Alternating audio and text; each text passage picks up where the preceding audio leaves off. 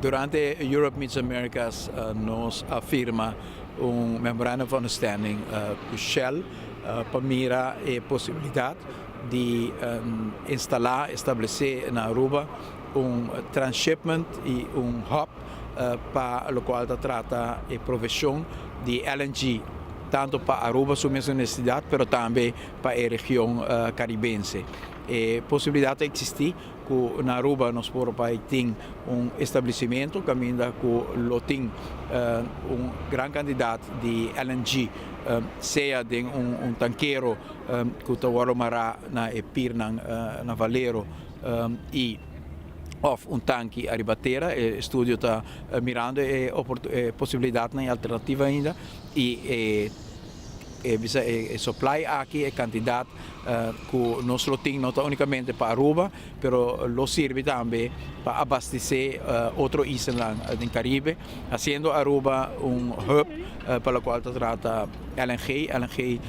está baixa o preço de qual o Mister paga para fuel oil para produzir energia e está hobby mais limpo também, porque está tipo de gás que está com emissão de CO2 ora bota produzir corrente, lo baixa consideravelmente. Então bom essa energia alternativa para o qual trata emissão de CO2 e nota energia alternativa tem sentido completo green, pero é assim bom energia de transição para bobai completamente green de futuro e seu preço é mais barata que fuel oil, que cria também espaço mas nós podemos chegar na mais redução de preço de energia e de água na Aruba no futuro. Então, projeto que lo toma seu tempo também para realizar e primeiro cultura detalhes por estudar para mirar sua factibilidade, mas o hecho que nós temos Gas Unie envolvido, nós temos Anthony Vader que provavelmente lo hace transporte de LNG da região se o projeto aqui vai realizar e junto com Shell está instituto na empresa na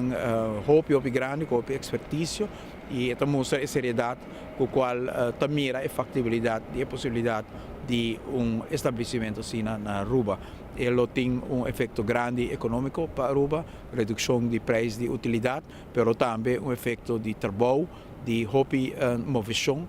que seguro lo ajuda e outra parte do pilar econômico que nós queremos para Aruba. Estou muito contente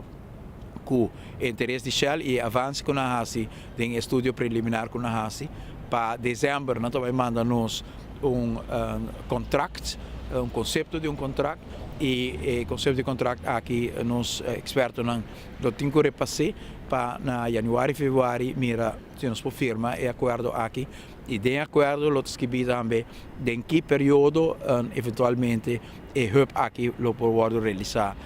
na Aruba. Se nós logra é outro projeto muito importante para Aruba, pero é projeto muito de estudo preliminar ainda e nós temos que mirar se em verdade é realidade, pero nós estamos contentes